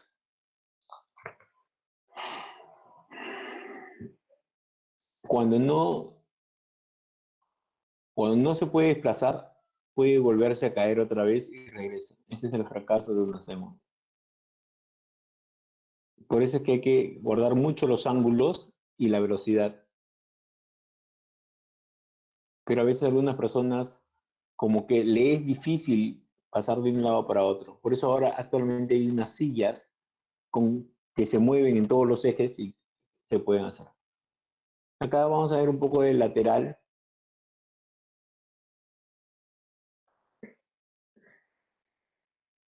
Yo como fin de pregrado, que sepan ustedes reposicionar el posterior y sepan reconocer el lateral, más que suficiente al menos para pregrado. Ya que estén un poco más interesados pueden aprender las otras maniobras y les puedo explicar. El paciente se echa, ¿no? Y se le hace mover en 90 grados hacia un lado y en 90 grados hacia el otro. Y vamos a ver nistagmus. Esa maniobra se llama maniobra de McClure. McClure. M-C-L-U-R-E. McClure. Y el nistagmus que vamos a presentar es un nistagmus horizontal. El otro era rotatorio. Este es horizontal. Que si bate hacia el piso es geotrópico y si bate hacia el techo es aposqueotrópico. Y la maniobra para curar el vértigo del canal lateral es la de Epley, y algunos también le llaman de barbacoa. Barbacoa es de parrillada. Es darle vueltas. Yo a veces le digo que se pongan en un extremo de la cama y que dé 2 vueltas hacia el otro extremo. Ahí está.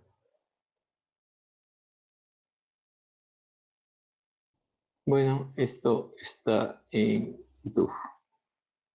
Cualquier cosa lo pueden seguir viendo.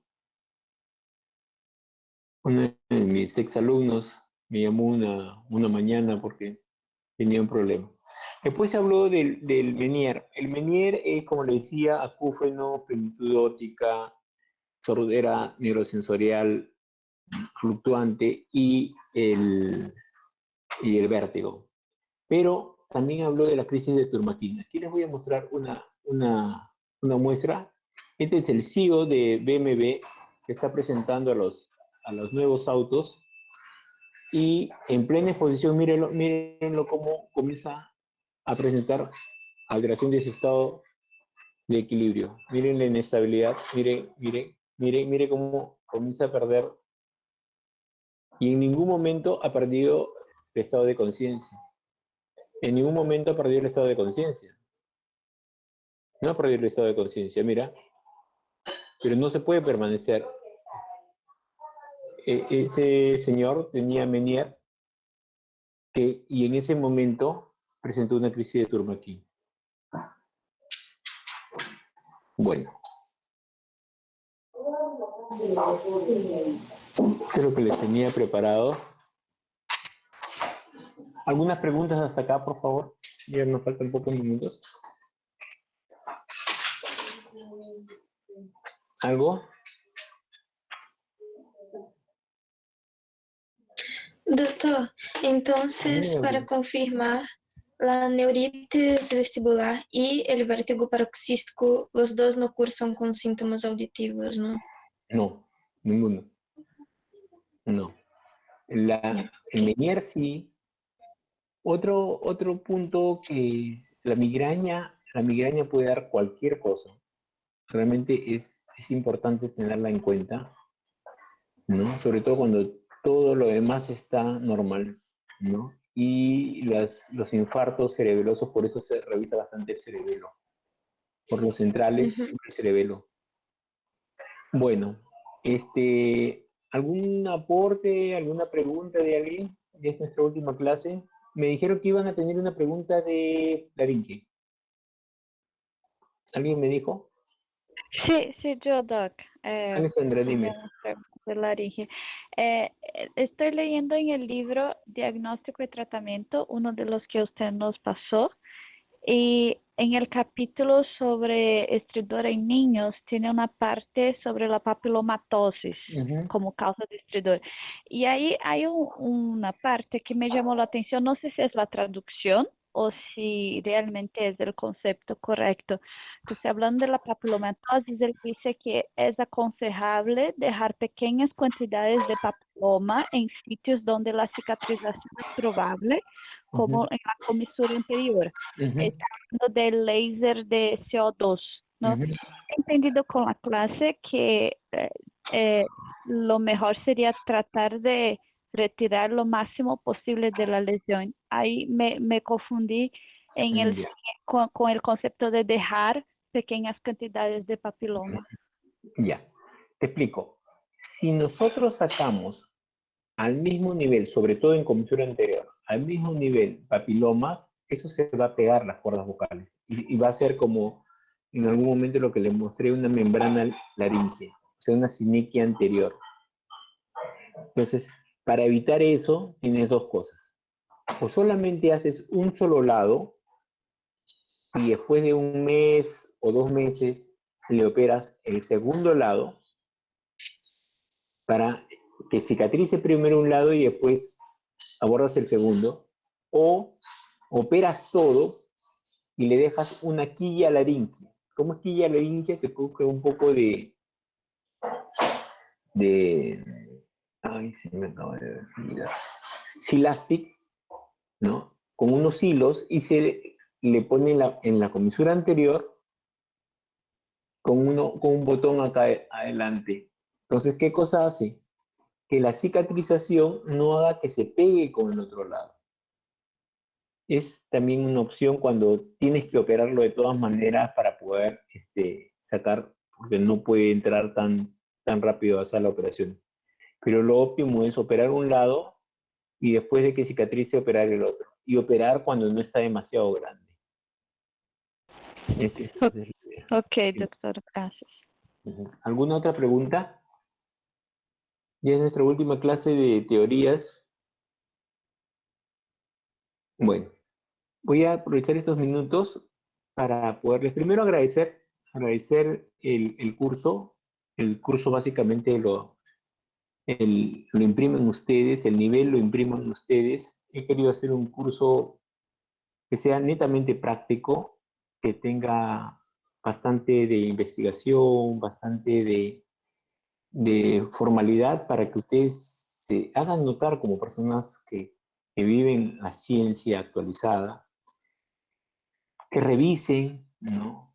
Que aprendan de las patologías más frecuentes, pero que tampoco no sea demasiado exigente. Yo de verdad que pienso mucho en sus hogares y nadie está libre de que en una semana o en algún momento pueda uno tener una noticia impactante o estar pasando o toda la familia por una situación muy difícil y uno pues mm, estarles dejando demasiadas tareas o demasiados problemas y en estos momentos no estamos para crearle más problemas, sino para afianzar lo que sí de todas maneras tenemos que afianzar. En general también los exámenes que he creado, porque ya estoy acabando el de rinología, el examen de laringe es básicamente para evaluar conceptos que se han dicho en las grabaciones todavía. O sea, y les estoy dando más para que no se compliquen, aunque me gustaría que lean más porque no es tanto el examen, sino que ustedes aprendan. Pero de las grabaciones, los conceptos tanto míos vertidos o los que han vertido sus propios compañeros de algún artículo o en sus exposiciones, de eso he sacado unas afirmaciones. Y de ahí les voy a preguntar si es cierto o no es cierto, ¿no? Marque la incorrecta o marque la correcta, ¿no? Que ojalá que no sean tan difíciles. Lo he puesto como para un nivel intermedio. Como yo les digo, para mí no es un demérito que ustedes saquen buenas notas, pero tampoco no es justo decir que todos se están esforzando igual, todos están estudiando, le tienen igual el amor al curso. Yo pienso que hay unos alumnos que están más estimulados en aprender y hay otros que literalmente pues no están tan interesados, pero en general a mí me parece que la promoción es muy buena promoción y espero de lo mejor para ustedes. Pero el primer examen, el examen de laringe, yo lo he puesto fácil. El de nariz va a ser un poco más difícil y el de oído va a ser mucho más difícil. ¿Qué cosa quiere decir difícil? Uno fácil es literalmente memoria visual y auditiva en ver videos. Un examen difícil es cuando uno tiene que razonar sobre esos sitios, ¿no? Como cuando ustedes les puse el caso de, por decirte, un paciente que viene con fiebre, está pálido y tiene un taponamiento, que le han hecho 3 taponamientos y sigue sangrando bilateralmente. ¿Qué cosa se hace? ¿Qué cosa tiene? ¿No? Es una causa de epistaxis sistémica por... ¿Qué se hace con una epistaxis sistémica? Un hemograma. Te da blastos. ¿Qué es? Una leucemia. ¿Qué hace con una leucemia? ¿No? Entonces, un poco eso, ¿no? Ya eso no está exactamente en una posición. Yo puedo crear casos que utilice conceptos que ustedes mismos han vertido, pero que no sea tan fácil, que ya tenga algún inconveniente, que puede ser alérgico a algo, que puede haber estado expuesto a algo. Y un caso más difícil es cuando se dan datos que no se van a utilizar o datos que se tienen que solicitar o que tengo que inferir que puede tener tal cosa, ¿no? O sea, cuando las historias no están totalmente concluidas, sino que uno tiene que sacar el dato por otros datos. Entonces, ese tipo de examen va a ser el último examen. Entonces, examen fácil, laringe. Si con laringe te he jalado, discúlpame. Entra en terror porque en los otros exámenes probablemente la vayas a pasar peor.